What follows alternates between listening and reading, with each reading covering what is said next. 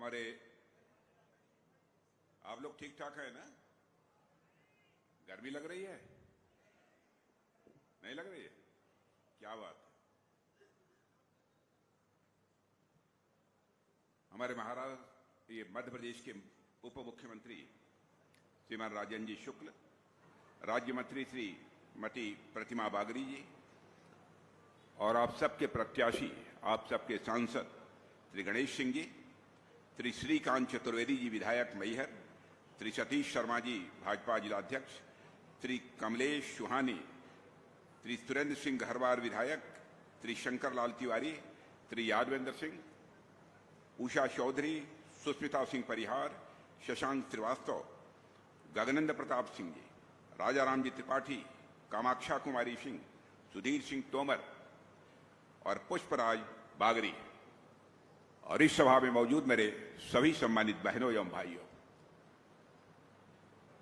लंबे समय के बाद इस स्थान पर किसी सार्वजनिक सभा को संबोधित करने के लिए आप सबके सामने खड़ा हुआ हूं। लंबे समय के बाद आया हूं, फिर भी आप लोगों ने तालियां बजाकर, फूलों की हार पहनाकर हम लोगों का स्वागत किया है। भारत की परंपरा है और शिष्टाचार का तकाजा भी है। स्वागत, अभिनंदन और सलाम दुआ कभी एक तरफा नहीं होना चाहिए। इसलिए मैं भी अपनी तरफ से शीश झुकाकर आप सभी बहनों भाइयों का हार्दिक अभिनंदन करता हूं, आप सभी का स्वागत करता हूं। मेरे बहनों भाइयों, यदि आज आपके बीच में आया हूं, केवल एक काम के लिए आया हूं, गणेश सिंह को भारी मतों से विजय दिलाने की आप सबसे अपील करने के लिए आया। आप ये कह सकते हैं, क्या गणेश सिंह जी के बिना संसद नहीं चलेगी? बहनों भाइयों, संसद तो किसी भी तरीके से चल सकती है, लेकिन मैं लोकसभा का डिप्टी लीडर होने के नाते, उसके लीडर हैं हमारे आदरणीय प्रधानमंत्री जी और डिप्टी लीडर मैं हूं। संसद में यदि किसी प्रकार का अवरोध पैदा होता है तो आपके ही सांसद गणेश सिंह हम लोगों के सहयोगी बनकर बहुत ही प्रभावी भूमिका का निर्वाह करते हैं। इसीलिए मैं गणेश सिंह जी के लिए आप सबसे वोट मांगने आया हूं। कई अन्य राजनीतिक पार्टियां इस समय चुनाव के मैदान में हैं। सारी राजनीतिक पार्टियों से आप अच्छी तरह परिचित हैं। इन राजनीतिक पार्टियों को लंबे समय तक इस हिंदुस्तान में सरकार चलाते हुए किसी न किसी रूप में आपने देखा है। केंद्र में भी देखा है और राज्य में भी आपने देखा है। बहनों भाइयों, अपनी भारतीय जनता पार्टी के बारे में मैं कह सकता हूं, भारतीय जनता पार्टी 24 कैरेट की सोना है। बहनों भाइयों, 24 कैरेट की सोना। आप यह कहेंगे कि आप 24 कैरेट का सोना भारतीय जनता पार्टी को क्यों कह रहे हैं? क्या आपके यहां सारे लोग दूध के धोए हुए हैं? मैं यह दावा नहीं करना चाहता कि भारतीय जनता पार्टी में सारे लोग दूध के धोए हुए हैं,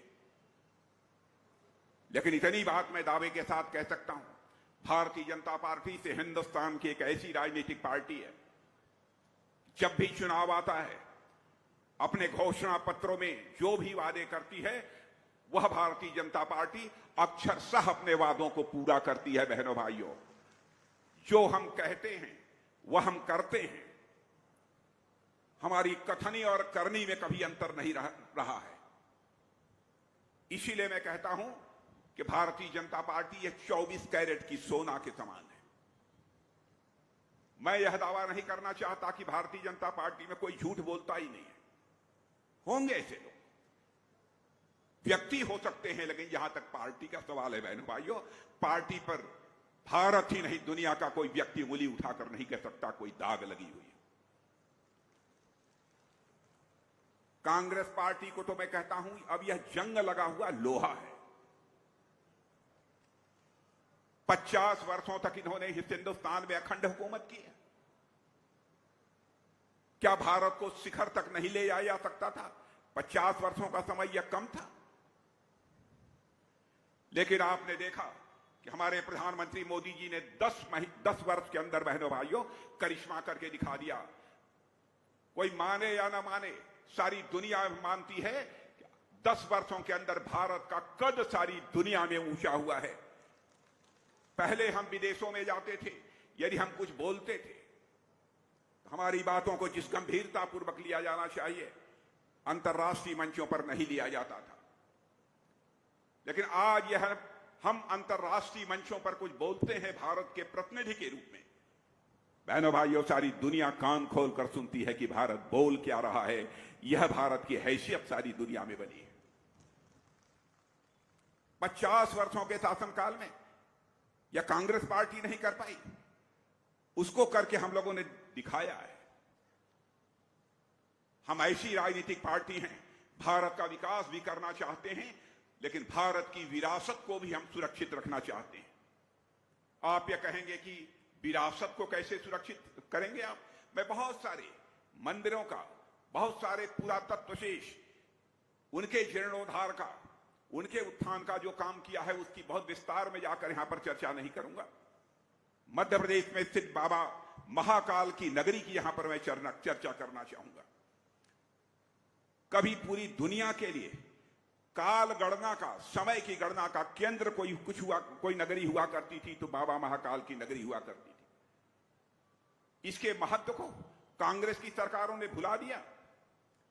मोदी जी की प्रेरणा से पहली बार ऐसा हुआ है कि पहली विक्रमादित्य घड़ी फिर से महाकाल की नगरी में स्थापित हुई है। बहनों भाइयों, यह भारत की समृद्ध विरासत की याद दिलाता है। वहीं यह उस कालचक्र का भी साक्षी बनेगा जो भारत को विकसित भारत बनाएगा। इसलिए मैं कह रहा हूं, हम विकास भी करते हैं और साथ ही साथ अपनी विरासत को भी हम सुरक्षित रखते हैं।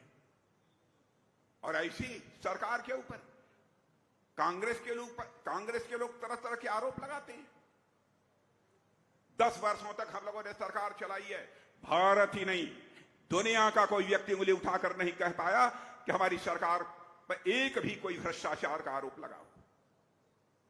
मैं दावे के साथ कहता हूं, जितने भी हिंदुस्तान में कांग्रेस की सरकारें रही हैं, सबके ऊपर कभी न कभी भ्रष्टाचार का आरोप लगा है। यहां तक कि कांग्रेस के मंत्रियों को जेल की हवा खानी पड़ी है। बहनों भाइयों, लेकिन यही कांग्रेस के लोग संसद में बैठे रहते हैं, एक भी आरोप हमारी सरकार के ऊपर चस्पा नहीं कर पाए। यह है हमारी भारतीय जनता पार्टी का चरित्र। और कांग्रेस हमारी सरकार के ऊपर, मोदी जी की सरकार के ऊपर आरोप लगाती है कि यदि ये तीसरी बार मोदी जी प्रधानमंत्री बन गए तो भारत का लोकतंत्र खतरे में पड़ जाएगा, भारत का संविधान खतरे में पड़ जाएगा। मैं कांग्रेस के लोगों से पूछना चाहता हूं, आप ही लोगों की सरकार थी, श्रीमती इंदिरा गांधी भारत की प्रधानमंत्री थी। अपनी कुर्सी बचाने के लिए किस तरीके से भारत के ऊपर इमरजेंसी उन्होंने थोपी थी और लाखों की संख्या में लोगों को, निरपराध लोगों को जेल के शिक्षों के पीछे डाल दिया था। बहनों भाइयों, 18 महीने तक मैं भी इसी कांग्रेस की सरकार की इमरजेंसी के दौरान जेल में रहा हूं। हमारे जैसे लाखों लोग जेल में रहे। मुझे इसी हुकूमत ने 2.5 महीने तक तन्हाई भी दी है, सॉलिटरी सेल में मैं रहा हूं। माता की मृत्यु भी हो गई, तब भी उसका संस्कार करने के लिए भी उन्होंने पेरोल मुझे नहीं दिया था। वो आज लोकतंत्र और संविधान की दुहाई दे रहे हैं। जनता की आंखों में धूल झोंक कर लंबे समय तक राजनीति नहीं की जा सकती। बहनों भाई, हमने जो कहा है वह किया है। मुझे याद है कि 1984 में हमारा घोषणा पत्र बना था, उसमें हम लोगों ने कहा था जिस दिन संसद में हमको बहुमत मिलेगा, अयोध्या की धरती पर भव्य राम का मंदिर बनने से हमें दुनिया की कोई ताकत रोक नहीं पाएगी।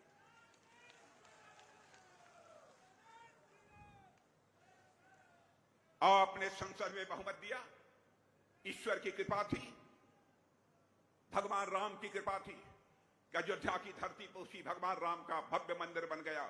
और आज मैं मध्य प्रदेश की जनता को इस विशाल सभा के माध्यम से संदेश देकर जाना चाहता हूं, भगवान राम अपनी झोपड़ी से, अपनी कुटिया से निकलकर राजमहल में प्रवेश कर चुके हैं। भारत में राम राज्य का आगाज होकर रहेगा। बहनों भाइयों, मैं दावे के साथ कहता हूं, भारत में राम राज्य का आगाज होकर ही रहेगा, कोई रोक नहीं सकता है। फिर भी कांग्रेस के लोग हम लोगों पर आप आरोप लगाते हैं। हम लोगों ने कहा था धारा 370 समाप्त करेंगे, चुटकी बजाकर समाप्त कर दिया। आज जम्मू कश्मीर राज्य का वही दर्जा है जो हिंदुस्तान के अन्य राज्यों का दर्जा है। अब बैठ जाइए गणेश जी, आप बैठ जाइए, आप बैठ जाइए। आज जम्मू कश्मीर का वही दर्जा है जो हिंदुस्तान के अन्य राज्यों का दर्जा है। और बहनों भाइयों, आज जम्मू कश्मीर जिस तरीके से विकास के रास्ते पर तेजी से आगे बढ़ रहा है, मैं दावे के साथ कहता हूं, मुझे लगता है, मैं कोई ज्योतिषी नहीं हूं, मुझे लगता है कि पाक अधिकृत कश्मीर में रहने वाले लोगों के भी को भी अब लगता है पाकिस्तान हमारा विकास नहीं कर सकता है। विकास यदि कोई कर सकता है तो भारत ही कर सकता है, प्रधानमंत्री मोदी ही कर सकते हैं। और शायद पाक अधिकृत कश्मीर के रहने वाले लोग भी ये कहेंगे, हम अब भारत वाले कश्मीर के साथ जाना चाहते हैं, यानी भारत के साथ जाना चाहते हैं। वैसे पाक अधिकृत कश्मीर का जहां तक प्रश्न है, हम तो वो हमारा था हिस्सा, आज है, और कल भी पाक अधिकृत कश्मीर हमारा रहेगा। मेरे बहनों भाइयों, अब यह मानकर चलते हैं क्या क्या हमारी सरकार ने किया है। बहुत विस्तार में जाकर सारी चीजों की मैं चर्चा करूंगा तो एक लंबा समय लगेगा, लेकिन सबसे बड़ी बात जिसकी आपको चिंता सताती है, चिंता सताती है भ्रष्टाचार की। भ्रष्टाचार ने हिंदुस्तान को खोखला कर दिया। मैं याद दिलाना चाहता हूं, राजीव गांधी जी भारत के प्रधानमंत्री थे। एक बार उन्होंने चिंता व्यक्त करते हुए कहा था, क्या करूं, ऊपर से मैं 100 पैसा भेजता हूं, 86 पैसा भ्रष्टाचार की भेंट चढ़ पाता है और बामुश्किल 14 पैसा लोगों की जेब में पहुंच पाता है। इस चुनौती को किसी ने स्वीकार नहीं किया। पहली बार इस चुनौती को किसी ने स्वीकार किया तो भारत माता के सपूत हमारे प्रधानमंत्री नरेंद्र जी मोदी ने स्वीकार किया।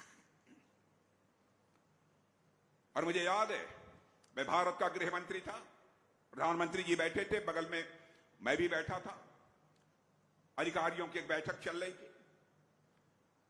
प्रधानमंत्री जी ने अधिकारियों को एक निर्देश दे रहे थे कि भाई इस हिंदुस्तान में रहने वाले सारे लोगों का बैंक में खाता खुल जाना चाहिए, जीरो बैलेंस अकाउंट खुल जाना चाहिए, एक पैसा न हो तब भी उनका खाता खुल जाना चाहिए। तो बहनों भाइयों, मैं तो अचंभित था। मैंने कान में पूछा कि मोदी जी खाता इतने सारे लोगों का खोल कर क्या होगा? उन्होंने कहा कि राजनाथ जी मैं बाद में बताऊंगा। बहनों भाइयों, उसका करिश्मा मुझे बाद में देखने को मिला। जनधन आधार और मोबाइल की एक ऐसी त्रिमूर्ति उन्होंने तैयार कर दी, जिस बात को लेकर राजीव गांधी ने चिंता व्यक्त की थी, उस चिंता ही समाप्त हो गई। आज दिल्ली के बैंक से 100 पैसा चलता है तो 100 का 100 पैसा आपके जेब में पहुंचता है। मेरे बहने भाइयों, एक पैसा भी भ्रष्टाचार की भेंट नहीं चढ़ने पाता। भ्रष्टाचार भाषण देकर नहीं समाप्त किया जा सकता। भ्रष्टाचार को यदि समाप्त करना है तो सिस्टम में बदलाव लाना पड़ेगा, व्यवस्था में बदलाव लाना पड़ेगा, तभी जाकर भ्रष्टाचार को समाप्त किया जा सकता है। और मैं यह भी कहना चाहता हूं, भय, भूख और भ्रष्टाचार से हम मुक्ति दिलाएंगे, यह कांग्रेस का नारा हुआ करता था, लेकिन वह अपने नारे पर अमल नहीं कर पाए, पूरा नहीं कर पाए। उसको यदि कोई पूरा कर रहा है तो हम लोग पूरा कर रहे हैं। बहनों भाई, मैं दावे के साथ कहता हूं, मध्य प्रदेश में भी ऐसी भी घटनाएं हमको सुनने को मिलती थी, छत्तीसगढ़ में,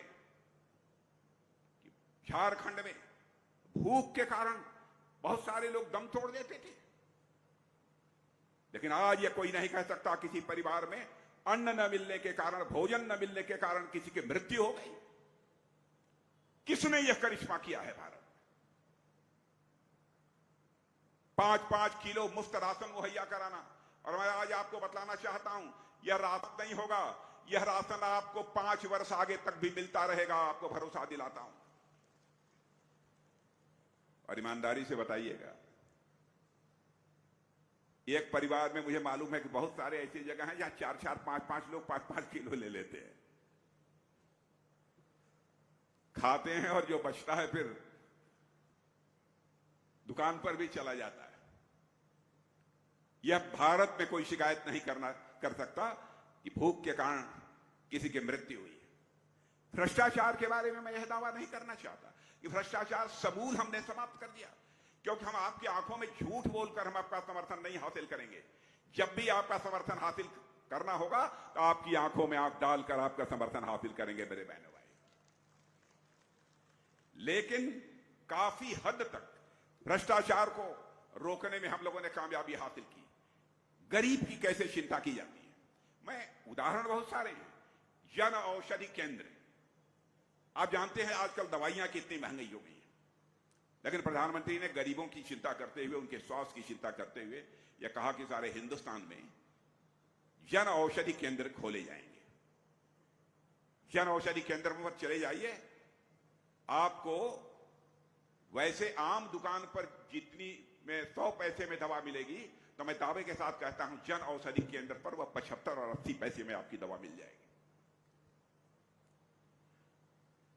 और गरीबों में यह भी मैंने देखा, किसी का दिया वो कोरोनरी ब्लॉक हो गई, मैंने हार्ट की नस, क्या कहते हैं उसको, कोरोनरी को हिंदी में क्या कहेंगे, जो हार्ट की नस जो हो जाती है, नली, हार्ट, उसे कहा हार्ट अटैक हो जाता है, लोग ब्लॉक हो जाती है, ब्लड की सप्लाई ठीक तरीके से नहीं होती है। अब जानते हैं जिनके पास पैसा होता था वही अपने हार्ट का इलाज करा पाते थे, गरीब नहीं करा पाता था। और लगभग 75,000 से लेकर 1 लाख रुपए में वह स्टंट मिलता था जो कि इसमें डाला जाता था। बहनों भाइयों, हमारे प्रधानमंत्री ने उस स्टंट की कीमत करके केवल 7,500 रुपया कर दिया है। बहनों भाइयों, किस सीमा तक उन्होंने चिंता की है। लेकिन सरकार चाहेगी जैसे हो हमारी बननी चाहिए, यह कांग्रेस के लोगों की चिंता रहती है। हिंदू मुसलमान इस नाम पर देश को बांटकर बराबर उन्होंने सरकार चलाई है।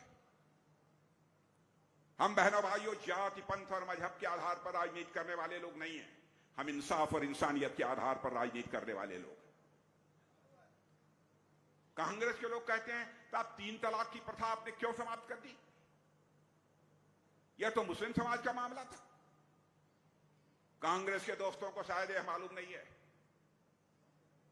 कोई मां हो, कोई बहन हो, कोई बेटी हो, चाहे हिंदू हो, मुसलमान हो, ईसाई हो, पारसी हो, यहूदी हो, बहनों भाइयों, हम जैसे लोगों के लिए हमारी मां है, बहन है, बेटी है। कोई किसी से शादी करके और शादी के बाद 3 बार तलाक तलाक तलाक बोलकर उसकी छुट्टी कर दे, अन्य राजनीतिक पार्टियां उसे माफ करने। लेकिन बहनों भाइयों, सरकार बने या न बने, भारतीय जनता पार्टी नारी शक्ति का अपमान किसी भी सूरत में बर्दाश्त नहीं कर सकती।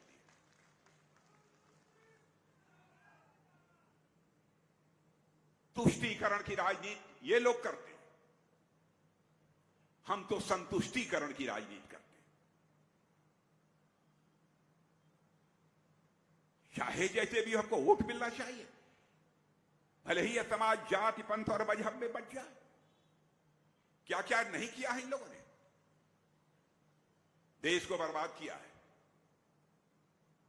और आज ही मैं इलाहाबाद में जब दिल्ली से चलकर जब मैं लैंड किया हूं, तो मैंने देखा, मैं गया था वहां के रिटायरिंग रूम में थोड़ी देर के लिए, तो वहां पर अखबार रखे थे, अखबार में देख रहा था।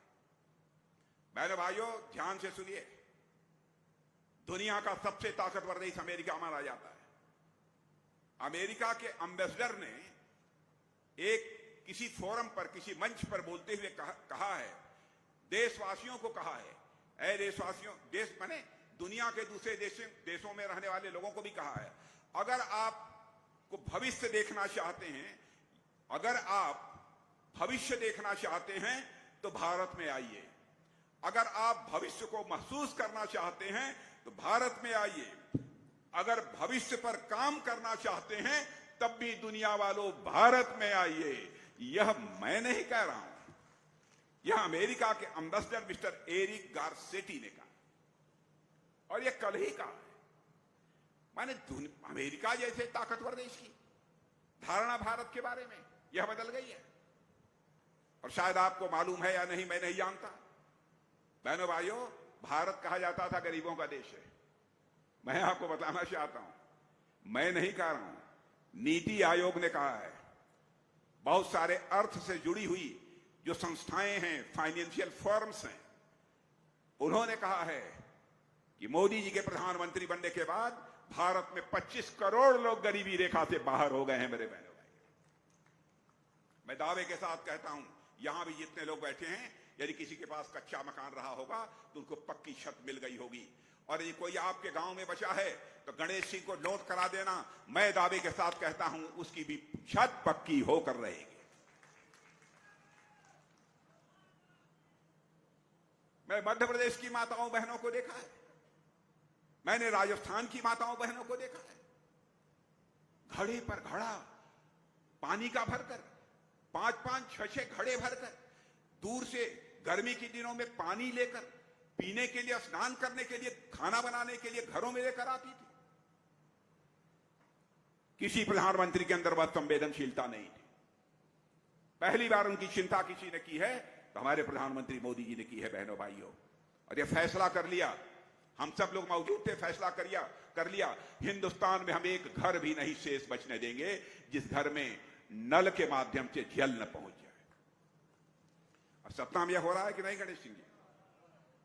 सतना में भी काम हो रहा है ना, अभी चल रहा है काम। जिसके घर में न पहुंचा मत कहिएगा कि मैंने नहीं पहुंचा। क्या कभी आपने कल्पना किया था कि वह भी दिन आएगा? छोटी छोटी बातों की चिंता बराबर हमारी सरकार ने बहनों भाइयों की है। सड़कों का जहां तक सवाल है, 10 साल पहले आपने सड़कों की हालत देखी होगी और आज आप सड़कों की हालत देखेंगे, आपको जमीन आसमान का अंतर दिखाई देगा।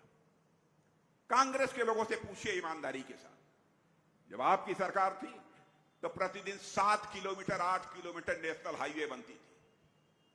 क्या कारण है कि मोदी जी के आने के बाद यह नेशनल हाईवे 38 से लेकर 40 किलोमीटर प्रतिदिन भारत में बन रही है? करिश्मा हो रहा है भारत में। यह कोई छोटी बात नहीं है। अब मैं रक्षा मंत्री हूं, जानते हैं भारत चीन की सीमा, जो भारत पाकिस्तान की सीमा लगी हुई है, कांग्रेस के जो रक्षा मंत्री हुआ करते थे वह कहते थे चीन की सीमा पर न सड़क बनाओ, न कोई बुनियादी ढांचा का विकास मत करो, इंफ्रास्ट्रक्चर डेवलप मत करो, वहां पर पानी होने की भी व्यवस्था मत करो। सीमा के पास भी हमारे भारत के रहने वाले लोग हैं, रहते हैं, लेकिन सड़क मत बनाओ, बिजली मत लगाओ, कोई सुविधा मत दो। नहीं होगा यह कि चीन के लोग सीमा क्रॉस करके भारत में आ जाएंगे और चीन अपनी तरफ सारा काम कर रहा है और कांग्रेस के लोग चुप्पी साधे बैठे थे। बहनों भाइयों, हम लोगों की सरकार आने के बाद मोदी ने कहा कि राजनाथ जी रुकना नहीं है, हम भी सीमा के पास बुनियादी ढांचों का विकास करेंगे, हम भी बिजली लगाएंगे, सड़क बनाएंगे। बहनों भाइयों, आप यदि जाना चाहते हैं तो सड़कों के माध्यम से सीमा तक जा सकते हैं। सीमा के पास रहने वाले गांव हमारे यहां अंतिम गांव नहीं है। कांग्रेस इसे अपने देश का अंतिम गांव मानती थी, लेकिन हम सीमा के पास रहने वाले अपने गांवों को पहला गांव मानते हैं। बहनों भाइयों, पहला गांव मानते हैं। और आपको आश्चर्य होगा, तो गोले, बम, मिसाइल, बंदूक,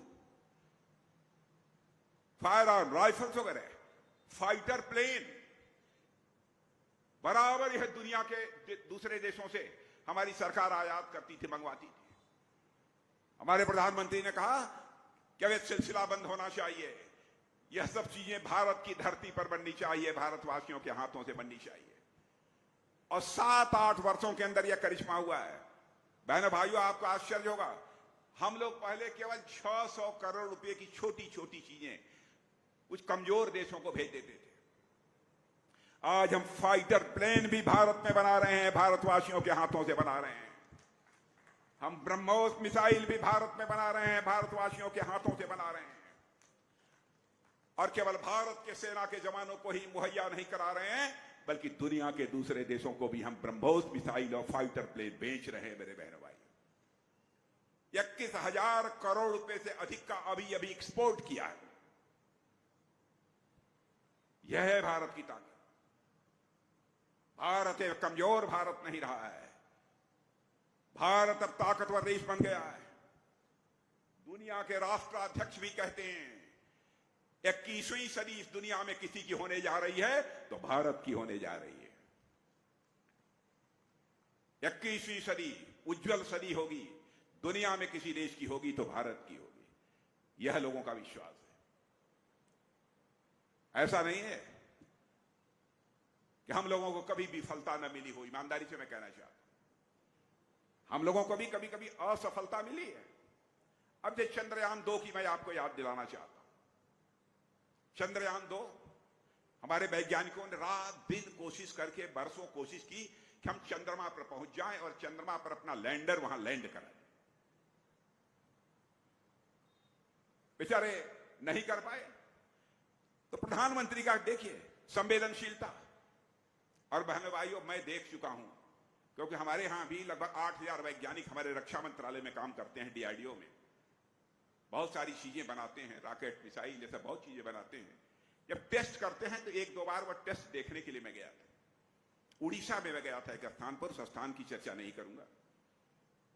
मैं वहां गया था, सारे वैज्ञानिक सब अपने अपने पूरे जो सेट होता है कंप्यूटर का वहां पर बैठे हुए थे, सैकड़ों वैज्ञानिक। और उसके बाद वहां से लॉन्च की गई एक मिसाइल, एक रॉकेट था या मिसाइल कुछ लॉन्च की गई वहां से। सारे वैज्ञानिकों ने उसी वहीं बैठकर उस लेबोरेटरी में, प्रयोगशाला में तालियां बजाई कि हमारा जो यह प्रयोग था अब सफल होने जा रहा है।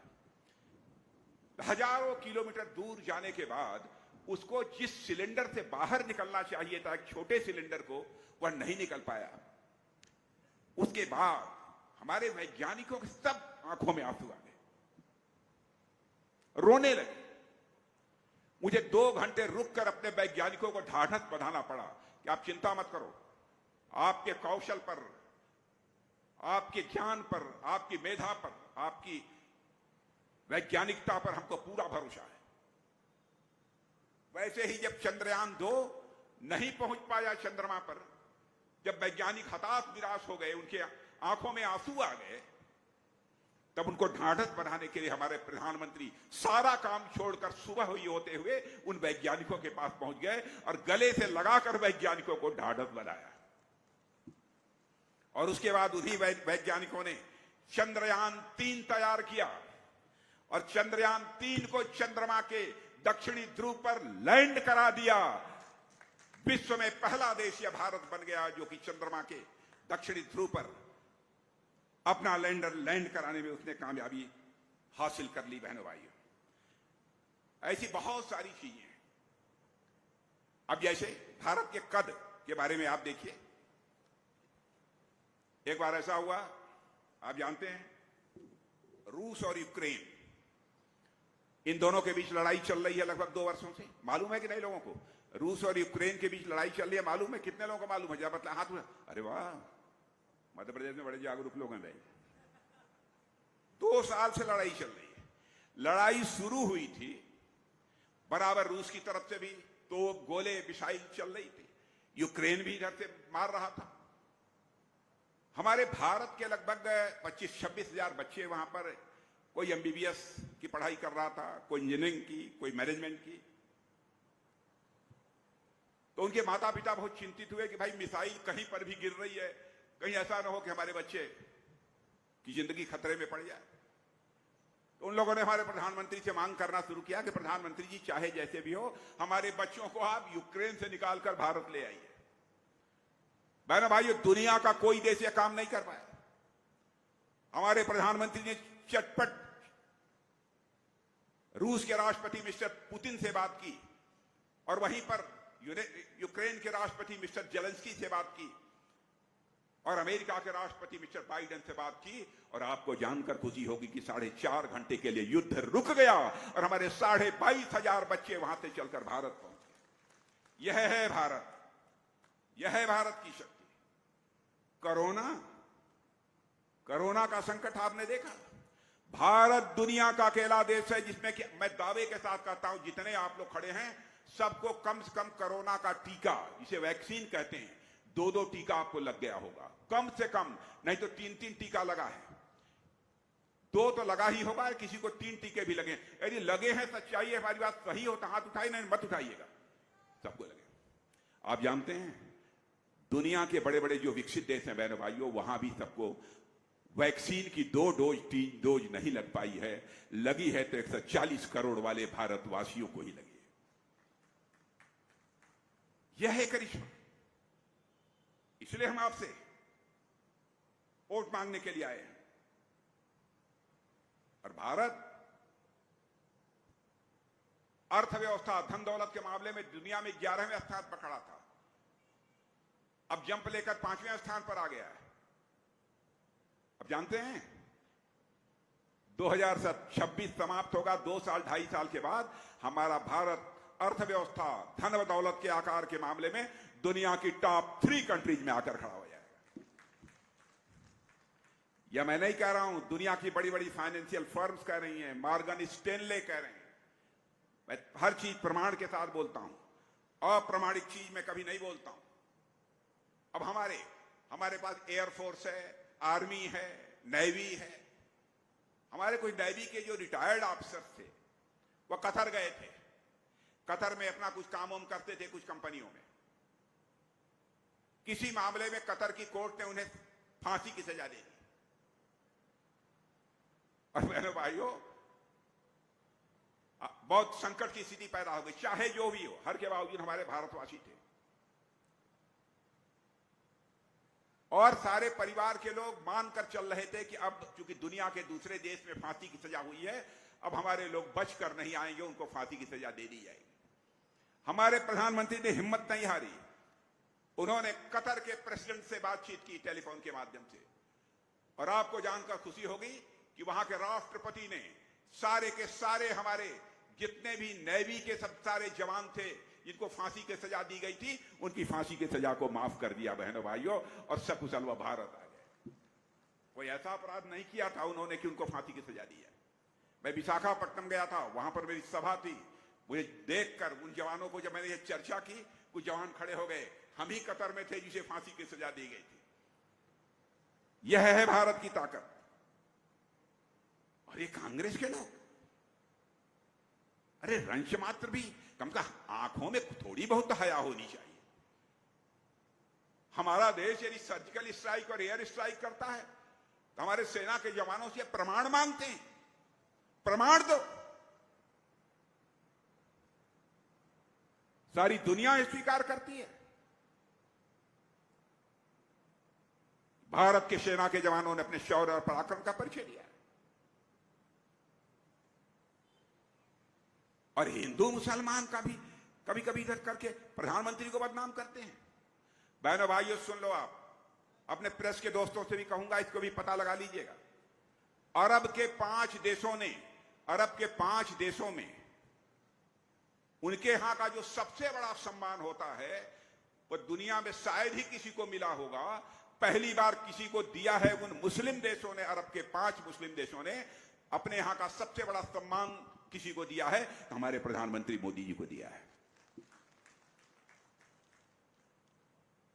बहनों भाइयों, देश तेजी से आगे बढ़ रहा है। फिर से मैं दोहराना चाहूंगा, 21वीं सदी भारत की होने जा रही है। भारत विश्व गुरु बनेगा। आप सबका समर्थन चाहिए। किसी को यदि थोड़ी बहुत किसी बात को लेकर नाराजगी हो तो मैं ये कहूंगा कि प्रश्न देश का है, व्यक्ति का प्रश्न नहीं है। प्रश्न देश का है। आप वोट किसी व्यक्ति के लिए नहीं कर रहे हैं, आप वोट कर रहे हैं तो भारत माता का मस्तक सारी दुनिया में ऊंचा करने के लिए आप वोट कर रहे हैं। और मुझे पूरा विश्वास है कि आप सबका पूरा समर्थन प्राप्त होगा।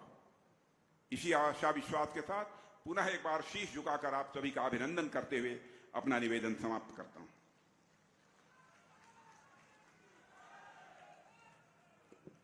बहुत बहुत धन्यवाद आदरणीय, हमारे परम आदरणीय श्री